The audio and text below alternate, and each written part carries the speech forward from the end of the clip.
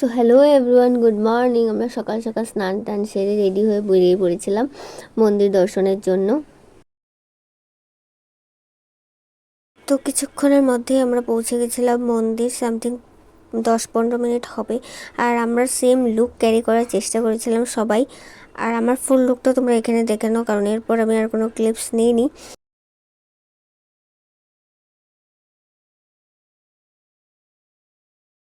তো যেহেতু মন্দিরের ভিতরে মোবাইলস নেওয়া অ্যালাউ ছিল না, তো তাই জন্য আমি বাইরে কিছু ক্লিপস নিয়ে তারপর আমরা কাউন্টারে মোবাইলস জুতো সব জমা করে ভিতরে চলে যাই। আর দেখা হচ্ছে পুজো দেওয়া আসার পর। সো ফাইনালি আমাদের এখানে দর্শন কমপ্লিট। তারপর সবাই ফটো তুলছিল, আর আমাকে কেউ ফটো তুলে দেয়নি, আর আমিও সব বারবার বলতে ভালো লাগে না, তাই জন্য আমি কিছু ভিডিও ক্লিপস নিয়ে নিয়েছিলাম।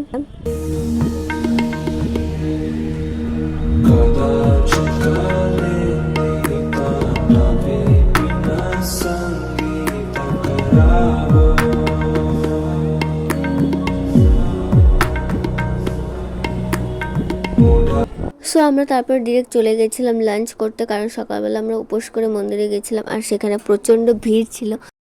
তো লাঞ্চ করে আসার পর মা বলছিল চল কোথাও যাই, তো তাই জন্য আমি শুধু উপরে টপটা পাল্টিয়ে নিই, বাকি সব আমি জুয়েলার্স টুয়েলার্স খুলে আবার রেডি হয়ে গেছিলাম আমরা।